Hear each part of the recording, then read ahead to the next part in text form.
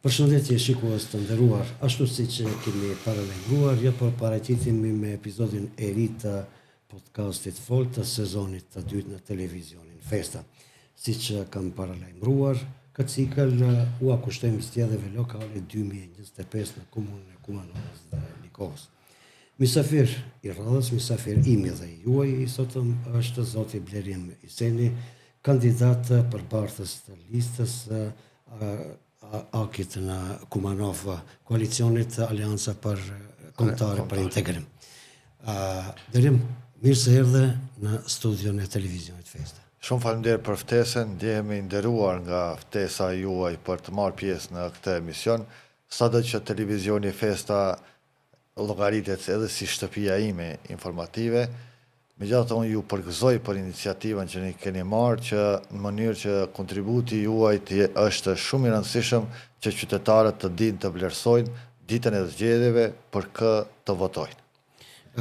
Blerim, edhe unë sonë të ndihemi privilegjuar, sepse me të vërtet kur keni përballë një gazetar është një privilegj, por është edhe një bashkëbisedim, ndoshta do të kisha thënë si të ndihesh edhe jashtë kornizave të televizionit. Ashtu dëshiroj që edhe ky emision i këtij cikli të gjasojë një bashkëbisedë të rëndom.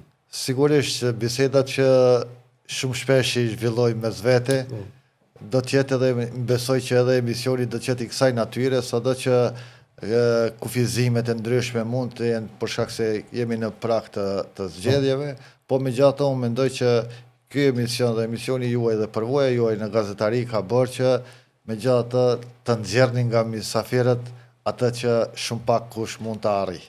Pikërisht edhe kjo bisedë, sot edhe ky emision, i sotëm është në funksion të shikuesit, në funksion të elektoratit, sepse pikërisht nga këto emisione varet se qytetari i rëndom për kë do të përcaktohet apo për kë do ta zgjedh që t'i përfaqësoj ata në nivelin lokal. Andaj fillojmë me këtë. Kush është në të vërtetë Blerim Iseni? Sepse qytetari të gjithë e njohin Blerimin nga ekrani televiziv, mirë, por nuk është vetëm ekrani. Sigurisht. Atë që e karakterizon. Sigurisht, faleminderit për mundësinë. Atëherë Blerim Iseni është i lindur në vitin 1974 në fshatin Slupçan të komunës Likovës. Shkollën fillore kam kryer në vendlindje, shkollën e mesme në vitin 1988 pas mbylljes së paraleleve në gjuhën shqipe në Kumanov. Unë kam refuzuar që të regjistrohem në paralele të përzira dhe në moshën 14 vjeçare nga fshati Slupçan kam shkuar për shkollë të mesme në qytetin e Gjilanit të Republikës së Kosovës. Pas përfundimit të shkollës së mesme në vitin 1992, unë kam pauzuar 2 vite për shkak se diploma e marrë, jam gjenerata e parë e cila diplomën ka marrë Republika e Kosovës në vitin 1992. Ajo diplomë nuk njihej në Maqedoni atë kohë dhe unë isha i detyruar që të pauzoj 2 vitet përderisa u krijuan rrethanat që të regjistrohem në fakultet në Tiranë. Në vitin 1994 kam filluar studimet në Tiranë, deri në vitin 1998 dhe pas përfundimit të studimeve kam filluar të punoj në televizionin e Maqedonisë, programin në gjuhën shqipe, deri në vitin e 2010. Nga aty, në ndërkohë harrova të përmend se nga viti 97-98 kam qenë korrespondent nga Tirana për televizionin e Shkupit, ndërkohë që kam qenë edhe zëvendës kryetari i Komisionit për qasje të lirë në informatën me karakter publik dhe ky jam deri në ditët e sotme. Për ndryshe familjarisht jam me edhe 2 vëllezër të tjerë dhe kam 3 fëmijë, 2 vajza dhe 1 djalë. Pse ne gazetarët gjithmonë jemi modest? Kur flasim për vetveten flasim shumë pak. Mirë, po kur flasim për dikë tjetër thurrim elazhet, thum fjalë të mëdha. Bële përshtypje edhe ti shumë shkurtimisht i biografisë. Po sigurisht për shkak se është vështirë të flas për vetveten se kush jam dhe çka jam dhe ç'kam bërë, për shkak se unë mendoj që një vlerësimi më i mirë për individin janë veprat. Dhe unë mendoj që opinioni jo vetëm kumanovar, po edhe më gjerë për shkak se profesioni i gazetarit ta mundson këtë që të njihësh edhe më gjatë më gjerë se sa rrethi ku jeton dhe vepron. Prandaj unë mendoj që veprat flasin më mirë se çdo fjalë. Pavarësisht se dikush mund të thojë gjëra të shpif edhe gjëra të ndryshme që tek e fundit mund të konsiderohen edhe gjëra normale për fushatën zgjedhore, megjithatë edhe në fushatën zgjedhore unë mendoj që duhet të ruhet etika morale, etika njerëzore, se megjithatë zgjedhjet fushata zgjat vetëm 20 ditë dhe pas 20 ditëve fillon prap jeta normale. Sidoqoftë unë mendoj që akuzat të ndryshme të cilat mund të adresohen në drejtimin tim nga kundërshtar politik, jo që i marr serioze, për shkak se akuzat merren serioze kur vijnë nga një adresë serioze, dhe ato mendoj që nuk kanë ardhur nga një adresë. Kishte një akuzë nga kandidati për kryetar të komunës së Po, Kumanovës. pikërisht për atë desha të ndërlidhem, unë më kishë krahasuar se unë isha prezentuar Skënderbej. Unë vetëm një porosi do t'ja jap se unë jam nipi i Ibrahim Kelmendit nga Presheva, i cili tërë jetën e tij e ka quar në morgjem në Australi, për shkak se ka ikur nga sistemi komunist në Jugosllavi, dhe sot shkolla fillore në Preshev mban emrin e dajës tim.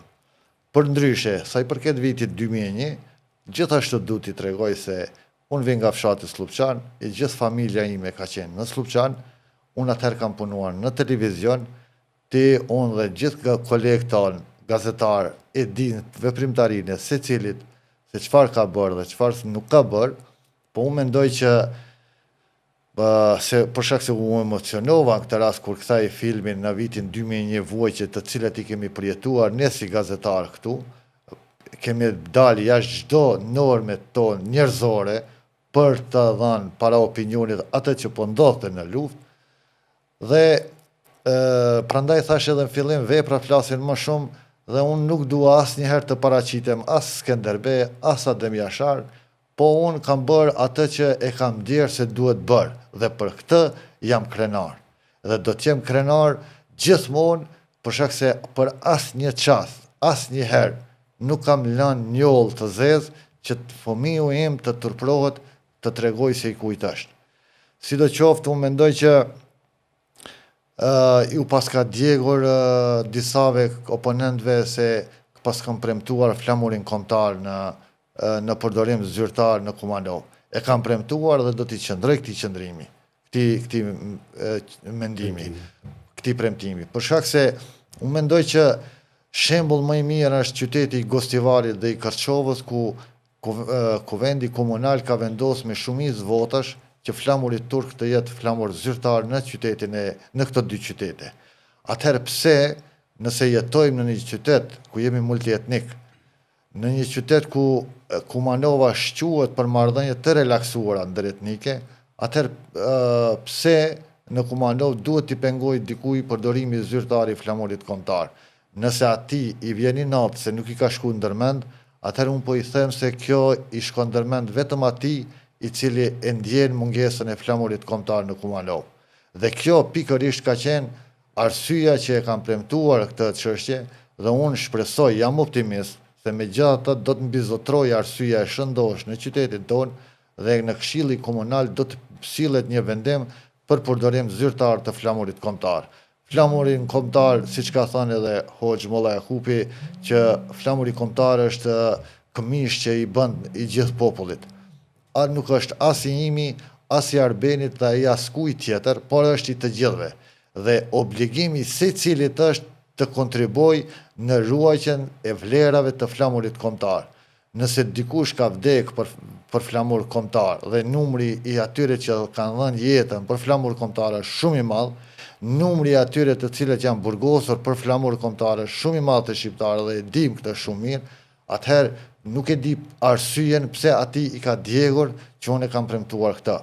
Unë e di se nga spektri politik që i takon ai, nuk kanë guximin që të premtoj një gjë të tillë.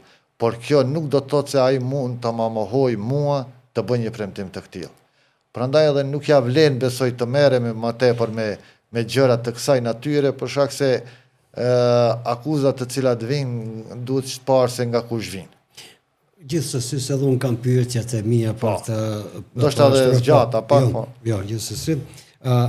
Por, mos të harroj, kam bërë të përmendim edhe kolegun Reshat Ibrahimin dhe të theksojmë se emisioni emetohet edhe në portalin Open të kupronare është pikërisht koleguin Reshat Ibrahimi, pra përshëndesim edhe të gjithë ndjekësit e portalit Open. Sigurisht edhe unë përshëndes. Unë prapë po kthejmë të 2001-shin. Në 2001-shin ke pas një vizit në Slupçan, po kanë qenë edhe disa kolegë gazetar.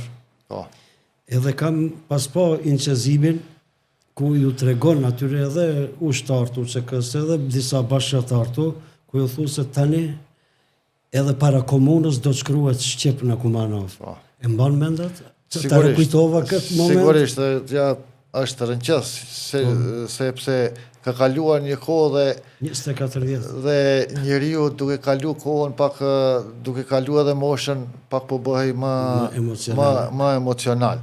Po ajo kohë atëherë e artë ka qenë, mendoj që atë vullnet të cilin e kam hasur në atë kohë në Slupçan dhe në fshatrat e komunës Likovës është i pa imagjinueshëm.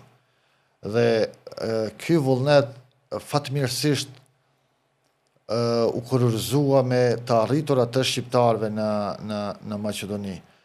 Unë mendoj që sot ndoshta disa individ dalin dhe thonë se nuk është bërë gjë.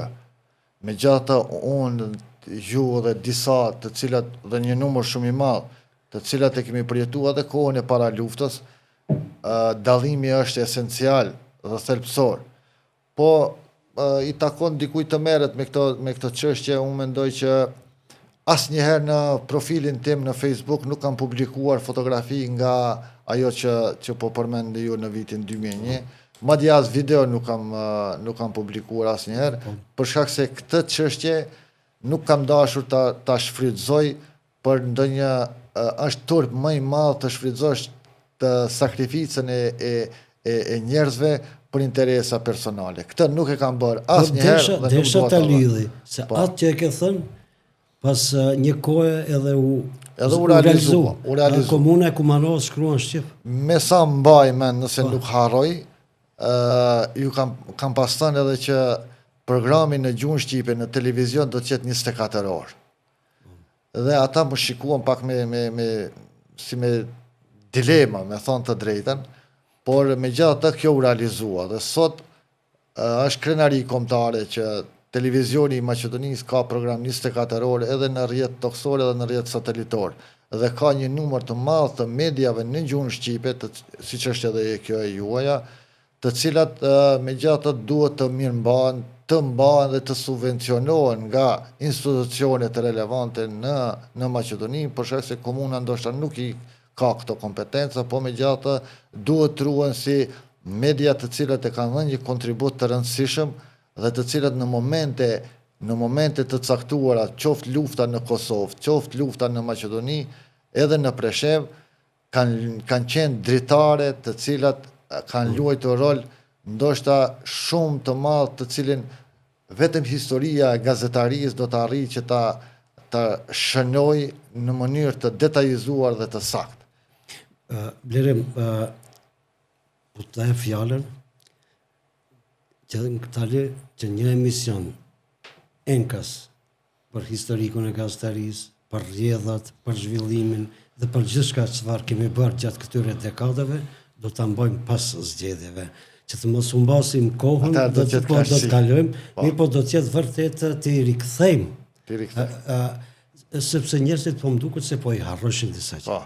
Po e vërtet se për shkak se dalin gjenerata të reja edhe pikërisht gjeneratave të reja duhet disa gjëra tua bëjmë me dije dhe tua tregojmë. Unë të njoh personalisht, po edhe shumë kolegë, atë që e thua dhe e realizon. Cilët janë premtimet tua kryesore që i ke bë në këtë fushat? Cilët janë premtimet që mendon se do t'i realizosh, edhe pse dorën në zemër nuk do ta kesh lehtë? E di, jam i vetëdijshëm se megjithatë lehtë dhe kjo ka qenë arsyeja që unë fillimisht kam guruar të pranoj të dalë si bartës liste. E dyta ka qenë arsyeja se profesioni i gazetarisë është një profesion i cili nuk të harron, nuk të le anash dhe ti nuk mund ta lesh anash. Dhe njëherë gazetar do të mbetesh gjithmonë gazetar. Po megjithatë më bindën se në Kumanov ka nevojë të jenë të përfaqësohen shqiptarët nga njerëz të cilët nuk janë të pavendosur. Nuk them se ata që kanë qenë të pavendosur, larg asaj, po megjithatë u vlerësua momenti për shkak se partitë politike maqedonase kësaj here në Kumanov janë më të ndara, më të pjesshme, ndërkohë që shqiptarët garojnë me dy lista të partive dhe një e pavarur.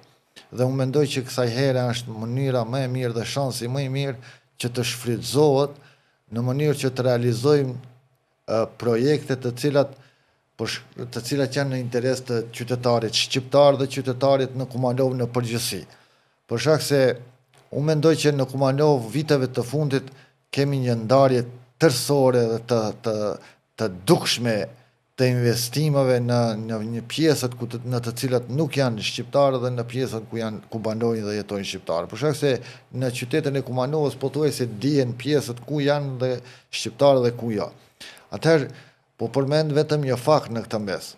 Nga 800 projekte të cilat i thot kryetari aktual se ka realizuar gjatë 4 viteve të fundit, po parashtroj pyetjen 10% nga ato 800 projekte do të bënin 80 projekte në lagjet shqiptare.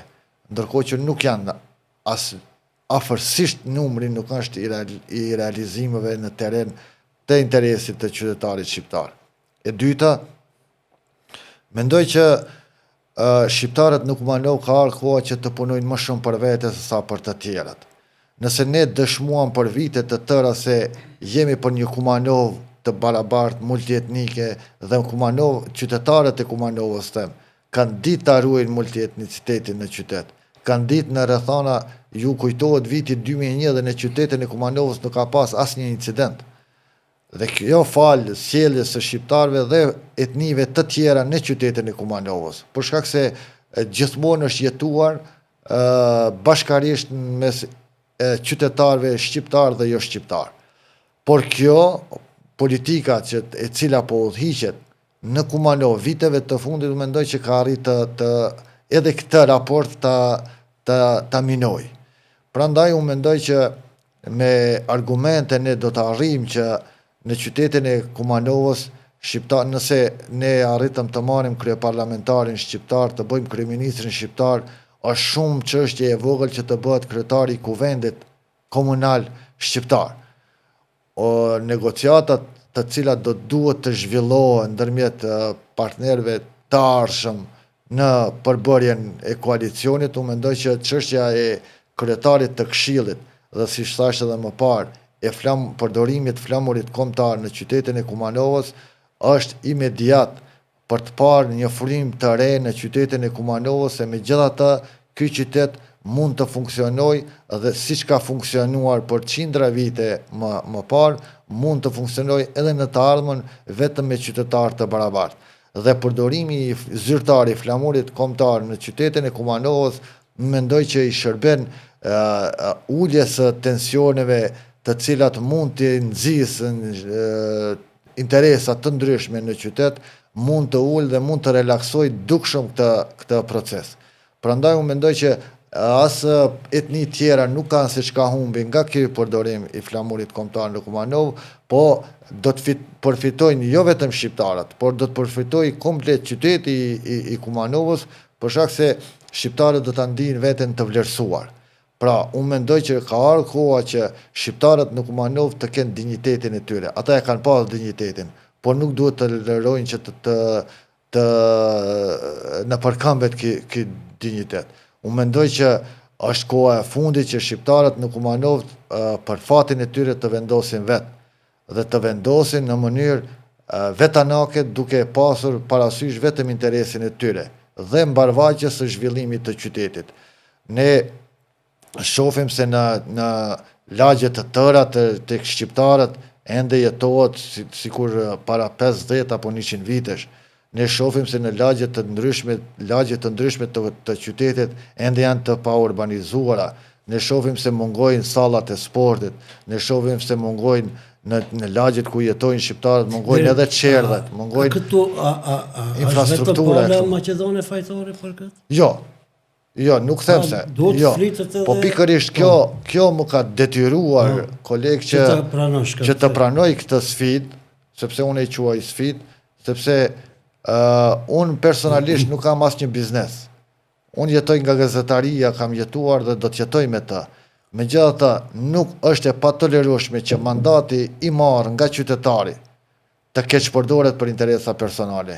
Këtë nuk e kam bërë asnjëherë dhe premtoj publikisht, kam premtuar dhe e shfrytëzoj edhe këtë mikrofon sonte të premtoj që nuk do ta përdor për interesa personale. Interesi i qytetarit shqiptar do të jetë parësor në punën time të çdo ditshme në Këshillin e Komunës. Nuk ka forcë e cila mund të më shantazhojë për këtë, nuk ka forcë e cila mund të më detyrojë të votoj gjëra të cilat nuk i vlerësoj për të cilat nuk jam i bindur se është interes i qytetarit, para së gjithash shqiptar, por dhe interesit kumanovar. Për shkak se në rrugët të cilat kalojnë shqiptarët, kalojnë edhe etni tjera, në rrugët nuk i kemi të ndara, por rrugët mund të ndërtojmë që të na bashkojnë të gjithëve dhe të ndërtojmë një qytet, për shkak se Kumanova ka mbetur jashtë çdo zhvillimeve të fundit si qytet e kanë fjalën. Ne ende përballemi me mungesë të parkingeve dhe nuk mund të dalim me fëmijët apo me familjen të dalim me makinë për shkak se s'kemi ku parkohemi. Keqpërdoren trotuarët, trotuarët për parkim. Sigurisht që të kthehem kësaj. Nuk i fajsoj vetëm të tjerët për gjendjen tonë në të cilën kemi mbetur, por secili në të mbaj llogari për punën e vet që ka bërë. Unë shpresoj që në fund të mandatit sërish të ulemi dhe të bëjmë bilansin e çështjeve të cilat janë realizuar dhe nuk janë realizuar. Të gjitha projektet të cilat i premtojmë si Aleanca Kombëtare për Integrim, për çdo lagje, për çdo rrugë të qytetit, dy premtime për mua janë shumë të rëndësishme. Siç thashë edhe më parë, që po i përsëris sërish, për shkak se dëshiroj që opinionin të më mbaj për fjalë. Kryetari i Këshillit të Komunës të jetë shqiptar dhe përdorimi i flamurit kombëtar në qytetin e Kumanovës.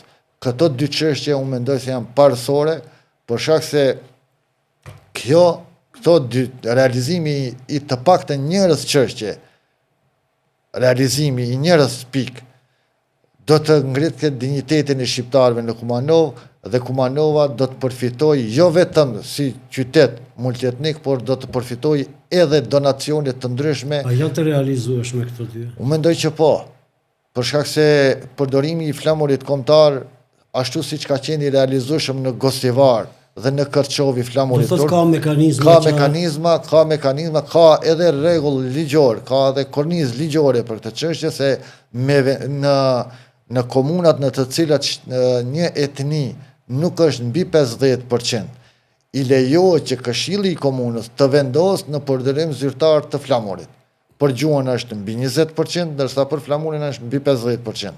Atëherë, vullneti i mirë i këshilltarëve në Këshillin e ri të Komunës së Kumanovës, unë mendoj që mund të është i realizueshëm dhe nuk është kërkesë utopike, por është kërkesë e realizueshme. Vetëm për të realizuar këtë, unë mendoj që shqiptarët duhet të jenë faktor. Si bëhen faktor? Kur bëhen faktor? Bëhen faktor vetëm duke marrë pjesë në votime, duke votuar, sepse shpeshherë përvoja e kaluar tregon që në Kumanovë, në zgjedhjet lokale, dalja e shqiptarëve është e ulët. Unë nuk uroj këtë gjë. Unë dëshiroj që çdo shqiptar kësaj here të dalë të marrë pjesë në votime, sepse ndenja në shtëpi, ditën e zgjedhjeve, nuk është zgjidhje. Derim, gjithmonë tek shqiptarët ndëgjojmë bisedat, pse nuk po bëhen bashkë që ta realizojnë atë që the parës të marrin kryesimin e Këshillit, duke qenë bashkë partitë shqiptare, do të ishte edhe numri më i madh i Sigurisht, unë mendoj që me Aleancën Kombëtare për Integrim është bërë një hap për të qenë bashkë. Edhe unë mendoj që dështimet e një pas njëshme të këshilltarëve komunal në Kumanov, e kam fjallën për këshilltarëve shqiptarë, kanë ardhur si rrjedhoje për çarjes tonë në zgjedhje. Unë mendoj që shumë shpejt, ndoshta edhe në ciklin e ardhshëm zgjedhor, shqiptarët në Kumanov do të konkurrojnë me një listë zgjedhore dhe në këtë mënyrë të faktorizohen edhe më shumë se sa ndoshta do të jemi ne. Po unë me gjatë edhe nëse të dy pikat janë të parealizueshme gjatë këtij mandati, do të tregoj arsyet pse janë të parealizueshme, sepse i vlerësoj shumë të rëndësishme këto çështje. Dhe imagjinoni ju një shembull, sikur shqiptarët mos kishin dalur me kërkesën për kryetar parlamenti, sot do të kishte kryetar parlamenti shqiptar, sigurisht që jo. Unë e oazë për të madhe shumë partive politike që në vitin e kaluar, në zgjedhjet e vitit 2024, asnjë nuk mori guximin të premtoj kryeministër shqiptar, qoftë edhe për 100 ditë, siç ishte rasti i kaluar. Kërkesat të cilat shtrohen nuk guxohen të devalvohen më vonë. Ishte i realizueshëm edhe kryeministri shqiptar. Të mos flasim se nuk qenë ka realizueshme kryetari i Këshillit të Komunës të jetë shqiptar. Nuk është që nuk realizohet, sepse shqiptarët në Kumanov bëjnë numrin afër 30%. Dhe nuk janë në numër të vogël. Por, si thash edhe më parë, shqiptarët në Kumanov nuk duhet i neglizhojnë zgjedhjet. Shqiptarët e Kumanovës më 19 tetor duhet masovikisht të dalin në votime, ashtu siç dalin edhe të tjerët, të mobilizohen, të aprovojnë, tek e fundit le të aprovojnë një herë daljen masovike në zgjedhjet lokale dhe të shohim se megjithatë vota e tyre asnjëherë për asnjë çast nuk do të keq përdoret. Vota e tyre është e shenjtë, vota e qytetarit është e obligueshme dhe vetëm nëse e kuptojmë si të tillë, atëherë mund të realizojmë të drejtat e tona. Të mos hym në çështjen e përfaqësimit të drejtë dhe adekat në për institucionet e pushtetit lokal, të cilat, sipas informatave që posedoj, ka një rënje drastike të përfaqësimit të shqiptarëve në institucionet. Dhe kur them për përfaqësim, nuk them për përfaqësim në eshalone, po flas vetëm për përfaqësim të drejtë, sepse ne kemi institucione në të cilat shqiptarët ndoshta mund të arrijnë një numër, por në eshalonet, në udhëheqjen, në piramidën e funksionimit të institucioneve, thuaj se mungojnë ata. Edhe ky do të jetë një nga premtimet bazë për të cilat nëse ne realizojmë dhe nëse jemi faktor vendimarrës në këtë mandat, atëherë sigurisht që nuk do të harrohen. Por, po e përsëris prap, ndoshta edhe e teproj, po kam dëshirë që të na provojnë një herë edhe qytetarët shqiptarë të Kumanovës të dalin masovikisht, sepse dhe vota e tyre do të jetë vendimarrëse dhe brenda 4 vitesh nuk do të jetë vetëm fushata zgjedhore me të cilat do të përballemi me qytetarin, por do të jetë në mënyrë permanente për çdo projekt që duhet të realizohet, do të merret edhe mendimi, opinioni i banorëve të asaj lagje. Vetëm në këtë mënyrë mund të ndërtojmë një lagje, një qytet i cili ka hije standardeve moderne. Deri para këtij cikli, gjithmonë kanë marrë pjesë të ri 4 partia, 4 dytabare. Mendoni se këtëherë mund të rritet edhe numri i këshilltarëve? Unë jam optimist. Sepse nuk kemi përçarje të votës. Unë jam optimist. Jam optimist se megjithatë kësaj here do dalë më mirë në këto zgjedhje. Por ky optimizëm nuk mjafton nëse nuk vetëdijsohen qytetarët se pjesëmarrja në zgjedhje është shumë e rëndësishme.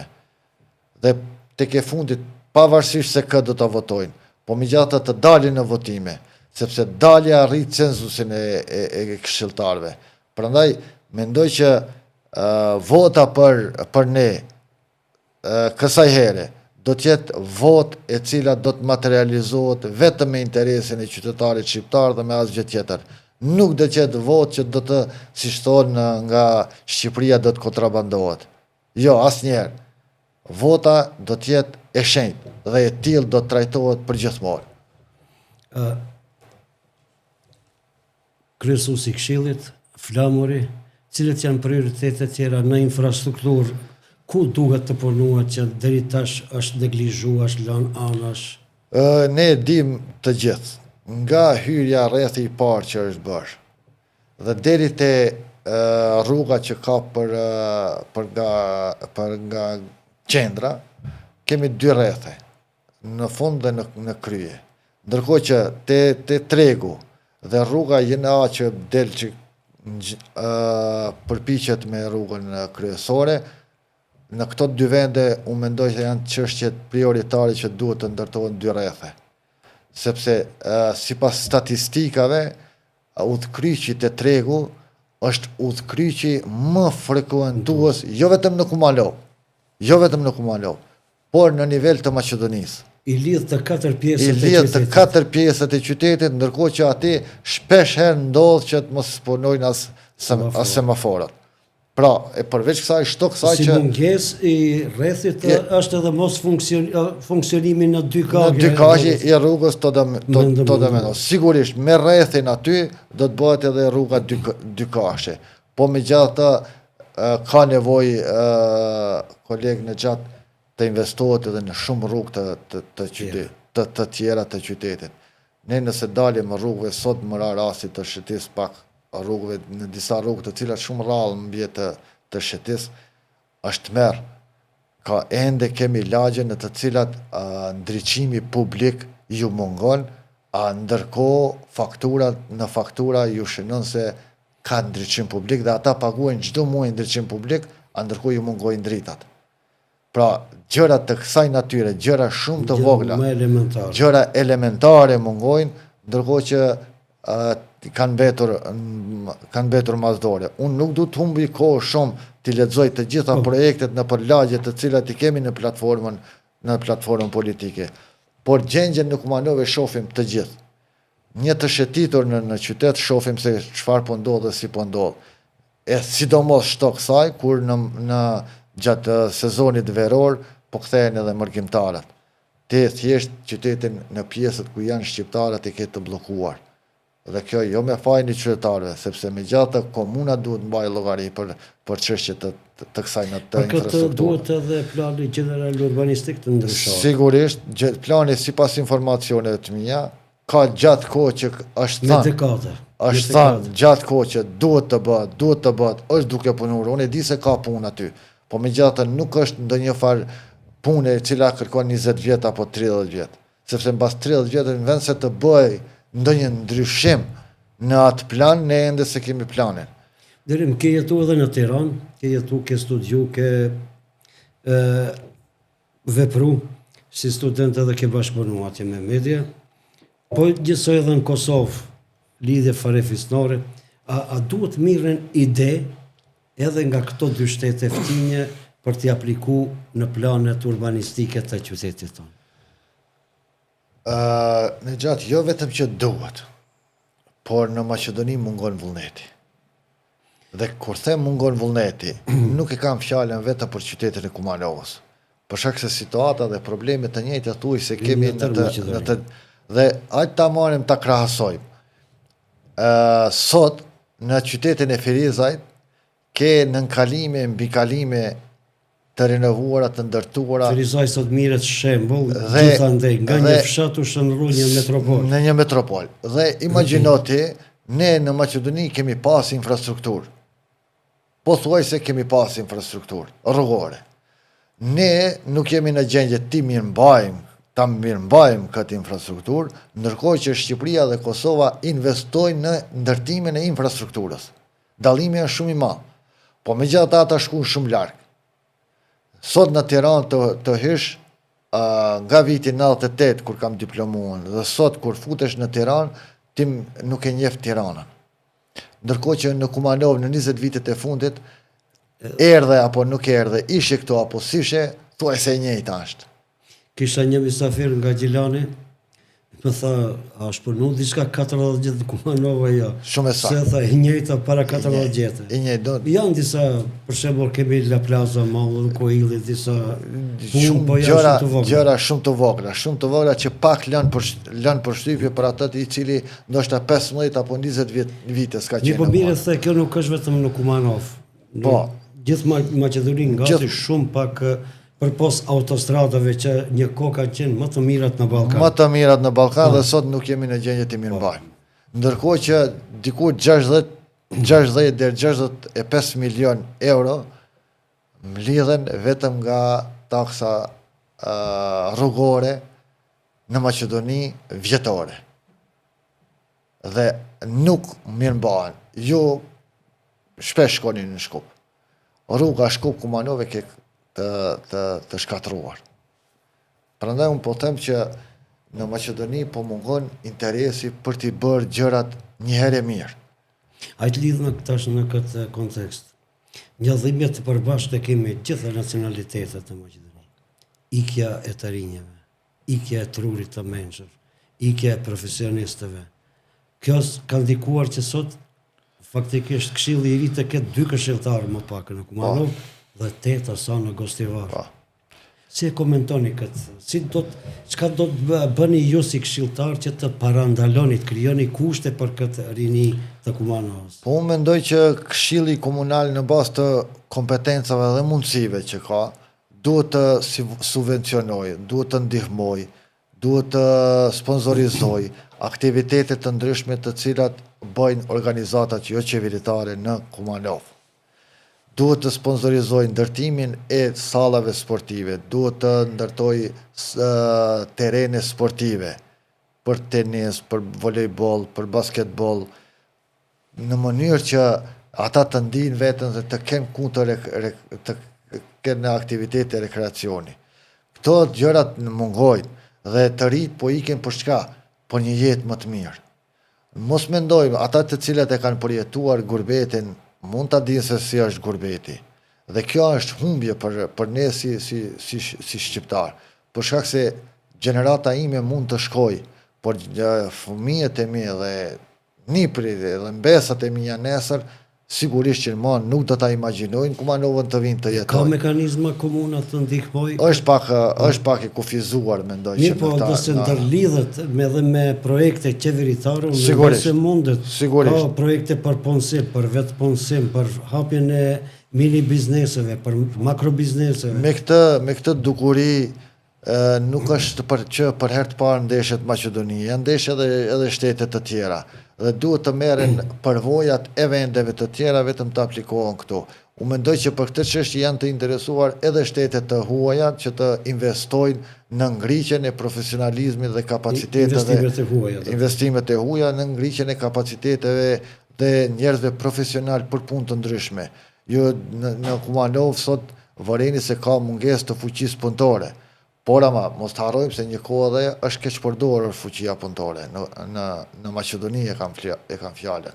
Pra, duhet një aktivizëm institucional dhe aktivizëm qytetar në mënyrë që të luftohen këto dukuri dhe të krijohen kushte që njerëzit të kenë arsye të mos ikin nga këtu. Arsye e vetme njerëzit për të cilët mund t'i mbash këto është sigurimi një vend pune dhe një rrogë solide. Me çka sigurohet ekzistenca. Pra, ne nuk është se po kërkojmë ndonjë standard, por po kërkojmë të sigurojmë siguria. Përveç kësaj, ndoshta gaboj, por dua ta them edhe një çështje. Mentaliteti i funksionimi i krijimit të kushteve për jetesë i imi dhe i juaj në krahasim me gjeneratën e sotme ka ndryshuar. Ata gjenerata e sotme, duke pas mundësi më shumë komunikimi, interneti, Facebook, rrjetet sociale të ndryshme, po shohin më shumë se ne që kemi parë që në telefonat edhe në shtëpi një kohë nuk i kemi pas. Ata sot në mënyrë në çdo sekond janë me çdo zhvillim në botë. Dhe unë mendoj që koncepti i ndërtimit të jetës po dallon nga i yni dhe i gjeneratës së re. Por, megjithatë nuk duhet harruar se guri rënd peshon në vend vetë. Se do të vijë momenti, sepse vitet ikin shumë shpejt. Vitet ikin shumë shpejt dhe do të vijë momenti kur ndoshta do të pendohen për hapin që kanë marrë të shkojnë jashtë.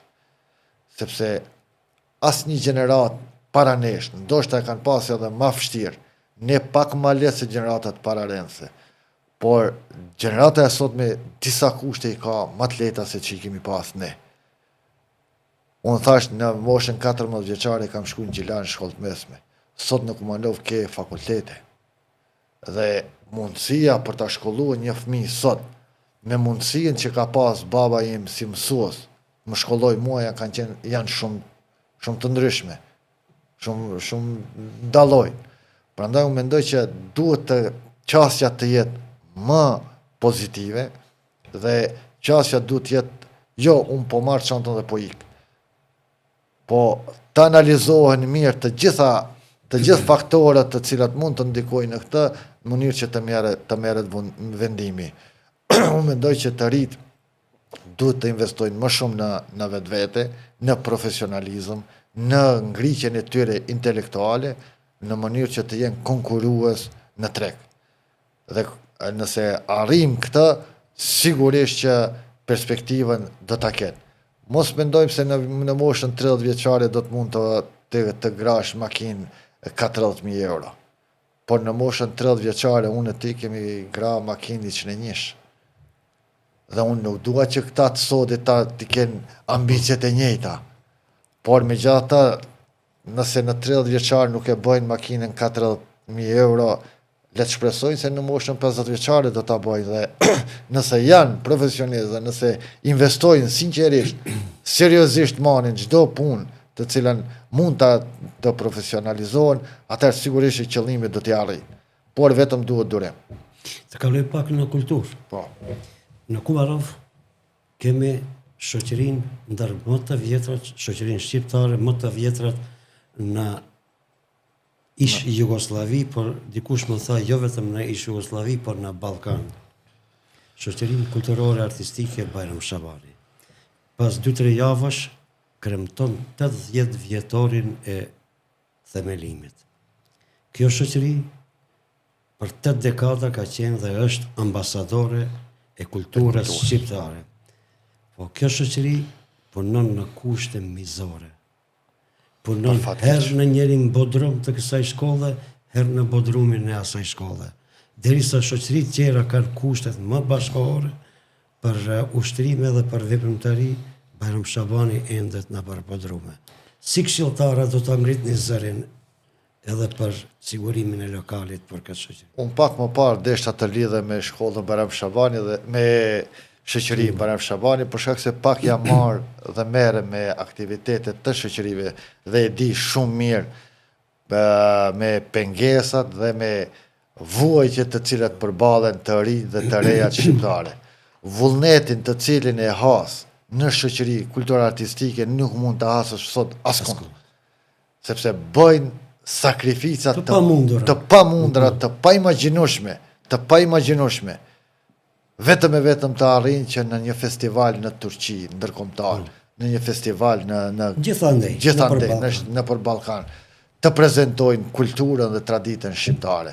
Është mëkat i madh 80 vite shoqëria Bajram Shabani të përballet me mungesë të lokalit. Është mëkat që ata të ri, me tërat entuziazëm, me tërat vullnet, të mendojnë se ku do t'i mbajnë ushtrimet e radhës. Unë nuk mund të premtoj se... Dhe a do t'i mbajnë. Unë nuk mund të premtoj se për shkak se nuk i di sa janë mundësit, po shoqëria Bajram Shabani meriton të ketë lokalin e vetë. Shoqëria Bajram Shabani nuk është vlerë e kumanovarëve. Shoqëria Bajram Shabani është vlerë kombëtare e shqiptarëve. Dhe kjo shoqëri, 80 vite veprimtari, është aset kulturor. Është aset të cilin të gjithë muzikologët, të gjithë ata që merret me studimin e folklorit shqiptar, duhet t'i hapin arkivat e kësaj shoqërie për të studiuar, për doktoru dhe magjistru me vlerat të cilat i ka prezantuar ky ansambël. Dhe ne një kohë e di shumë mirë, mbaj mend që afaristë të ndryshëm ndihmonin ansamblet dhe shoqëritë kulturore artistike. Kjo është ndërprerë, po megjithatë parat, mjetet të cilat ansamblet sot i marrin në Maqedoni, e në veçanti e kam fjalën për shoqërinë Bajram Shabani, janë nënçmuese për shkak se shoqëritë kultur-artistike, jo vetëm që përballen me këto, siç tham, kushtet, po ata kanë nevojë të investojnë edhe në veshjet e tyre. Ata kanë në instrumente, kanë nevojë të shkojnë në për festivale, ato gjitha janë harxhime. Jo vetëm kaq, po tash disa vjet ansambli i këngëve dhe valleve Barem Shabani është edhe organizator i festivalit me renome Balkan Fest.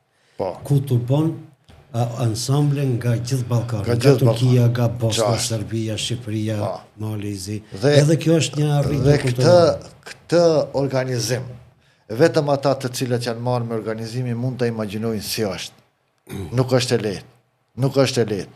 Po unë i uroj ata të cilët merren me këtë dhe unë premtoj që mbështetja ime maksimale do të jetë që ansambli Barem Shabani në Kumanov në bazë të mundësive të cilat ekzistojnë, se për shkak se për te mundësive nuk kemi ku shkojmë, por mbështetjen time maksimale do ta ketë në mënyrë që ky ansambël të vazhdoj jo edhe 80, po edhe 800 vite të ardhshme. Për shkak se duhet të ruajmë të gjithë, çdo kumanovar ka obligim që këtë ansambël ta ruaj dhe të mos e trajtojë si një ansambël i cili merret me gjëra sekondare, por merret me gjëra thelbësore të qenjes shqiptare në Kumanov. Dhe ky ansambël e ka mbajtur gjallë këtë trunk është një nga shtyllat të cilët shqiptarit i kanë mbajtur gjallë me kulturën, me traditat që ka kultivuar për 80 vite me radhë. Dhe jo vetëm ansamblin Barem Shabani, po duhet mbështetur edhe klubin e shkrimtarëve Jehona Karadakut, Sigurisht. Cila gjithashtu organizon takimet poetike, po kemi edhe javën kulturore shqiptare. Kemi edhe këtë të artistëve të pikturës, shoqatën dhe ka shumë po ndoshta duhet edhe evente tjera të ngrihen dhe të sigurisht, sa më shumë evente, ta zëm në gjatë. Mbahet një ekspozit, mbahet takimet poetike të cilët mbahen për 30 e sa vite me radhë në Kumanov. Dhe të rit, sa rrin kafeneve, shkojnë shohin një shfaqje, fatmirësisht teatrin e kemi, shkojnë shohin një shfaqje të ansamblit Barem Shabani, mbrëmjet poetike, e kështu me radhë. Domethënë, sa më shumë aktivitete kulturore, ne vetëm i largojmë të rit nga dukurit devijante dhe i largojmë nga tymi i kafeneve, po i ofrojmë në për institucione në mënyrë që të zhvillojmë aktivitete kulturore. Dhe kapaciteti kulturor në Kumanov nuk është që ka munguar dhe mungon, por vetëm duhet të organizohen dhe duhet të mbështeten. Kanë dëshmuar edhe shfaqjet e teatrit shqiptar. Sigurisht. Sallat gjithmonë përplot është. Jo vetëm në premiera, por edhe në repriza. Njëjta është, tani të kalojmë pak si në lajma, në rubrikën e sportit. Edhe këto publiku kumanovar është më i shumë numërt gati në Maqedoni. Derisa në stadiumet tjera në ndeshjet e ligës së parë të bëhen nga 400-500 vete, diku edhe 50, stadiumi i Bashkimit është plot e përplot, bile nuk i zën. Sikur qëtë edhe tribuna tjetër e gatshme, edhe ajo do të mbushej. Për sportin, mendoni se duhet punuar edhe më tepër për të ofruar kushte për zhvillimin e sportit, tërheqjen e të rinjve për të marrë me sport e jo me dukuri devijuese, qoftë sporti shkollor, qoftë sporti për të ngritur. Unë thash edhe në fillim në gjatë, në Kumanov mungojnë terenet sportive, për fat të keq, mungojnë. Klubi futbolistik Bashkimi është gjithashtu një vlerë kombëtare në Kumanov. Dhe është rasti i veçantë, siç përmendet edhe ju, që stadiumi nuk arrin të thithë të gjithë interesin i qytetarëve për ta parë. Dhe me këtë klub të rinjt, dhe kjo është për të përshëndetur, janë të lidhur shpirtërisht me këtë klub. Dhe ne duhet të bëjmë çmos që ta ruajmë të klub, të mbështesim në bazë të mundësive. Çdo aspekt, sigurisht. Por ajo që është më rëndësi, unë mendoj që në Kumanov, në përlagje të qytetit, mungojnë mini stadiumet, mini fushat në të cilën të rit do të loznin qoftë volejbol, qoftë basketbol, qoftë tenis. Unë mendoj se këtë pikërisht këshilltarët duhet t'i detektojnë këto vende ku mundën të... Po, sigurisht që pas armatës të Aramas që ka qenë, sot që është teren sportiv ka qenë, është për të arë kesh si ka mbet aty. Ajo një gjerrin të një ka mbet. As gjë ati vetëm gjerpni që mund të mshefen verës. Pra, ati është një hapësirë e gatshme, thuajse, me një investim, jo kush e di se çfarë, mund të bëhet një teren sportiv shumë i mirë, në cilin të rejat shqiptare, edhe jo shqiptare, mund të kalojnë orë të tëra për rekreacion. Pra, kjo investimi në këtë fush, duke ndërtuar terene, mini terene, si shtatë edhe jo, në për lagje të ndryshme, deshte apo s'deshte, fëmiju kur kalon ati pari, thot, të luaj pak me futbol qoftë, ose me basketbol e kështu me radhë. Pra, vetëm kur e ka afer, e ka dhe më afer të lozë. Dhe unë mendoj që nuk duhet ndonjë investim kush e di se çfarë milionësh për t'i bërë këto kapacitete. Sepse sallat e sportit ndërtohen, por sallat e sportit po ndërtohen në për shkolla. Dhe nxënësit kur dalin nga shkolla nuk duhen të kthehen prapë në shkollë të lozin. Po mini terene sportive në për lagje të ndryshme dhe jo të njëjta në çdo lagje, por ai që në një lagje ndërton për futboll, në një lagje për basketbol, në një lagje për handball, e kështu me radhë, dhe mendoj që të rit do të largohen nga dukuritë të cilat nuk, për shkak se edhe nëse shikojmë edhe në aspektin shëndetësor, gjithnjë më shumë problemet shëndetësore të rit paraqiten si mungesë e aktivitetit sportiv dhe për shkak të përdorimit të masit të mjeteve teknike. Pra, në këtë mënyrë ne do të ndërtojmë edhe një shoqëri të shëndosh dhe me perspektivë. Dirim, para emisionit u morëm vesh diku të zgjasë 30 minuta emisioni. E din sa kanë kaluar? 55 minuta. E pas kemi zgjatë shumë. Jo, se kemi zgjatë, jo është pak bile. Po para te unë e paralajmërova se do të kemi një emision tjetër mas zgjedhjeve, ku do të flasim pak më gjerë e gjatë. Parashikimi jot sa këshilltar do të fitojë AKI-ja. Në bazë të analizave të cilat i kemi bërë në teren dhe në bazë të disa matjeve të cilat janë bërë deri tani në qytetin e Kumanovës, unë mendoj që minimumi është 8 këshilltar i Aleancës Kombëtare për Integrim. Nëse marrim dhe bashkojmë votat të cilat kanë qenë në zgjedhjet e kaluara, atëherë numri 8 është i vogël. Ju dëshiroj sukses. Shumë faleminderit. Po, para se të përshëndetemi, e thonë në fillim se ndjehesh si në shtëpinë tënde. Po unë t'ja shtoj edhe një fjali, pse ndjehesh si në shtëpinë tënde. Jo vetëm afërsia kolegiale, por je dhe pjesë e këtij televizioni, ke udhëheq dhe ke qenë autor i emisionit Tribuna Jonë. Pra, shikues të nderuar, ky është kolegu im, Blerim Iseni, i cili është gjithashtu pjesë e rritjes dhe zhvillimit të televizionit Festa. Atëherë edhe vetëm edhe një minutë duhet ta marr që edhe një herë të mos mbetem borxh, për shkak se e ndjej obligim që të gjithë qytetarëve shqiptar t'i apeloj që më 19 tetor të marrin pjesë në votime, të dalin masovikisht, të votojnë, sepse nuk do të jetë mashtrim, por është premtim për dinjitet dhe për peshë të votës shqiptare në Kumanovë. Po këtë kisha në fund patjetër mesazhin, po gjithsesi e thatë edhe mesazhin drejtuar elektoratit. Ju falenderoj që ishit për pjesë e këtij ciklit të podcastit. Suksese dhe mirupafshim në emisionin pas zgjedhjeve. Shumë faleminderit zotëri. Shikues të nderuar, ishte pra ky Blerim Iseni, kandidat për bartës të listës AKI-së në zgjedhjet lokale 2025 në komunën e Kumanovës. Mirupafshim me mysafirin.